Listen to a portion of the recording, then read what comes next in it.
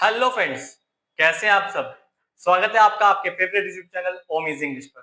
तो गाइस, जैसे कि आप सभी जानते हैं कि हमने आप लोगों के लिए कुछ ऐसे लॉन्ग सेंटेंसेस की वीडियोस बनाई हैं जिन्हें शायद ही किसी ने यूट्यूब पर अपलोड किया हो और ऐसे सेंटेंसेस की प्रैक्टिस करवाई हो। तो गाइस, अगर आपको सही से रूल पता है, लेसन पता है, तो सेंटेंस चाहे कितना भी लंबा हो, आप उसे बड़ी आसानी से बना सकते हैं। तो गाइस, आज का हमारा टॉपिक है अफ्रेड ऑफ। हम अफ्रेड ऑफ को यूज कब और कैसे करते हैं। अक्सर कई बच्चों को, कई लोगों को अफ्रेड ऑफ का यूज करने में दिक्कत का सामना करना पड़ता है। तो कभी कभी क्या होता है कि अफ्रेड ऑफ के बाद नाउन आता है, तो कभी कभी अफ्रेड ऑफ के बाद वर्ब भी आती है। तो कब हम वर्ब यूज करें, कब हम नाउन यूज करें, हम कैसे रूल का इस्तेमाल करें, तो आइए देखते हैं आज की इस वीडियो में। तो आज का हमारा लेसन है अफ्रेड ऑफ। तो गाइस, अफ्रेड ऑफ की हिंदी मीनिंग होती है डर।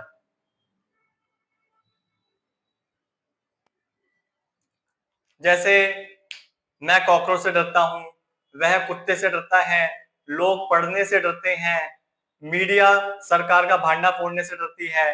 तो जब भी कोई व्यक्ति किसी से डरता है या कोई जानवर भी किसी से डरता है, तो हम यूज करते हैं अफ्रेड ऑफ। लेकिन कई बार अफ्रेड ऑफ के बाद नाउन का इस्तेमाल किया जाता है, तो कई बार अफ्रेड ऑफ के बाद वर्ब का यूज किया जाता है। तो गाइस, जब हम नाउन का इस्तेमाल करते हैं अफ्रेड ऑफ के बाद, तो उसके लिए हम ये वाला रूल इस्तेमाल करते हैं। और जब आफ्टर ऑफ के बाद हम वर्ब का यूज करते हैं, तो हम ये वाले रूल का इस्तेमाल करते हैं जो कि मैंने नीचे लिखा हुआ है। तो चलिए देखते हैं कि जब आफ्टर ऑफ के बाद नाउन आता है तो हम उसका इस्तेमाल कैसे करते हैं, कैसे हम उसको सही रूल से बना सकते हैं। तो गाइस, जब भी नाउन हो, अर्थात सेंटेंस में कोई वर्ब ना हो, जैसे मैं भागने से डरता हूं, वह बोलने से डरता है, तो ये वर्ब है। तो इसके लिए हम ये वाला लेसन यूज, ये वाला रूल यूज नहीं करेंगे। लेकिन अगर मैं कहता हूं वह कॉकरोच से डरता है, तुम कुत्ते से डरते हो, तो कॉकरोच, कुत्ता, ये कोई वर्ब नहीं है। तो यहाँ पर हम इस वाले रूल का यूज करेंगे जहां पर नाउन का इस्तेमाल किया जाता है। तो सबसे पहले हम यूज करेंगे सब्जेक्ट, हेल्पिंग वर्ब। तो गैस, हेल्पिंग वर्ब में इज एम आर का यूज भी किया जा सकता है, वॉज वर का यूज भी किया जा सकता है और विल बी का यूज भी किया जा सकता है। लेकिन सिर्फ इन तीन लेसन का ही यूज इसमें किया जाएगा, या तो इज एम आर, या वॉज वर, या विल बी। इन्हीं तीनों हेल्पिंग वर्ब में से आपको कोई ना कोई एक हेल्पिंग वर्ब लगानी होगी। मैटर करता है कि सेंटेंस पास्ट का है, प्रेजेंट का है या फ्यूचर का है। तो गाइस, सबसे पहले जो आपके लिए मैंने रूल लिखा है, subject, helping verb, afraid of, उसके बाद नाउन। तो अफ्रेड ऑफ एक एडजेक्टिव होता है। तो चलिए हम सेंटेंस देखते हैं, उसे कुत्ते से डर लगता है। तो गाइस, इसमें सब्जेक्ट कौन है, डरने वाला कौन है, उसे। यहां पर हम यूज करेंगे वह, यानी कि ही। हेल्पिंग वर्ब यहां पर आएगा हिज, क्योंकि हम प्रेजेंट की बात कर रहे हैं, ही इज। अब हम यहां लिखेंगे अफ्रेड ऑफ, किससे डर लगता है, कुत्ते से। तो कुत्ता हमारा एक नाउन है, तो हम यहां पर लिखेंगे डॉग। शिवम को चूहे से डर लगता है, तो चूहे से डर लगता है, यहाँ पर कुत्ते से डर लगता है, ये कोई वर्ब नहीं है, ये नाउन है। तो हम यहाँ पर इसी रूल का इस्तेमाल करेंगे, शिवम को चूहे से डर लगता है, Shivam is afraid of rat या माउस। वह पापा से डरती थी। तो गाइस, यहाँ पर थी का इस्तेमाल किया गया है। अब हम इज एम आर का यूज ना करके वॉज वर का यूज करेंगे। तो क्योंकि यहाँ पर लड़की का यूज, लड़की है वह, तो यहाँ पर हम यूज करेंगे शी वॉज, क्योंकि सी के बाद, शी के बाद हम वॉज को यूज करते हैं। Afraid of her father. बच्चे बंदर से डर जाएंगे। तो गाइस, बच्चे बंदर से डर जाएंगे, यहाँ पर ना ही प्रेजेंट का यूज किया गया है, ना ही पास्ट का यूज किया गया है, यहाँ पर यूज किया गया है फ्यूचर का। तो डर जाएंगे के लिए हम यहाँ पर यूज करेंगे हेल्पिंग वर्ब विल बी। तो बच्चे, the children will be, children will be afraid of, किससे, बंदर से, मंकी। उन्हें अंधेरे से डर लगता था। तो बंदर से डर लगता था, अंधेरे से डर लगता था, ये भी यहाँ पर नाउन है। तो हम यहाँ पर क्या लिखेंगे, दे, क्योंकि यहाँ पर पास्ट है तो हम वर का यूज करेंगे, वर अफ्रेड ऑफ डार्क।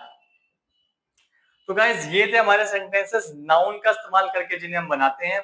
लेकिन अगर अफ्रेड ऑफ के बाद हमें वर्ब का इस्तेमाल करना है, जैसे वह बोलने से डरता है, कई लोग नाचने से डरते हैं, तो हम इस वाले रूल का इस्तेमाल करेंगे जहां पर हमें वर्ब में आईएनजी का इस्तेमाल करना होगा अफ्रेड ऑफ के बाद। तो जैसे यहाँ पर है, कई लोगों को इंग्लिश बोलने से डर लगता है, तो किससे डर लगता है उन्हें? बोलने से, इंग्लिश बोलने से। तो हम वर्ब वाला रूल यूज करेंगे, हम यहाँ पे लिखेंगे मैनी पीपल, जो कि हमारा सब्जेक्ट है। अब हम यहाँ पर क्या यूज करेंगे? इजएमआर में से कोई एक, आर आ गया, अब अफ्रेड ऑफ। वर्ब, वर्ब यहाँ पर क्या है? क्या करने से डर लगता है? बोलने से डर लगता है। तो स्पीकिंग इंग्लिश।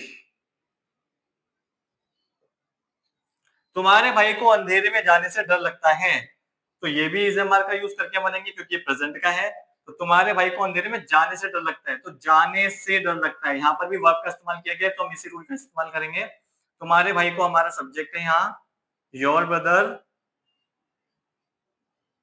अब हम यूज करेंगे हेल्पिंग वर्ब, क्योंकि भाई सिंगुलर है तो हमें इज लगाना है। Your brother is afraid of. अंधेरे में जाने से, तो ऑफ के बाद हमें वर्ब का इस्तेमाल करना है, तो गोइंग, क्योंकि वर्ब हमारा है जाने से, गोइंग इन डार्क। मुझे लड़ने से डर लगता था, अब हम यहाँ पर वॉज वर्ब का इस्तेमाल करेंगे हेल्पिंग वर्ब की जगह पर, क्योंकि ये पास्ट का सेंटेंस है। तो मुझे लड़ने से डर लगता था, तो हम यहाँ यूज करेंगे आई वॉज, सब्जेक्ट हो गया I, helping verb was, afraid of. क्या करने से डर लगता है? लड़ने से, तो ये भी हमारा वर्ब है, तो हम लिखेंगे फाइटिंग। तो I was afraid of fighting, मुझे लड़ने से डर लगता था। उसे तैरने से डर लगता है, तो क्या करने से डर लगता है? तैरने से, यानी कि काम करने से डर लगता है। तो हम यहाँ लिखेंगे he is afraid of swimming. तो गाइस ये थे सेंटेंसेस अफ्रेड ऑफ के, जब हम नाउन का या वर्ब का इस्तेमाल करके सेंटेंस बनाते हैं।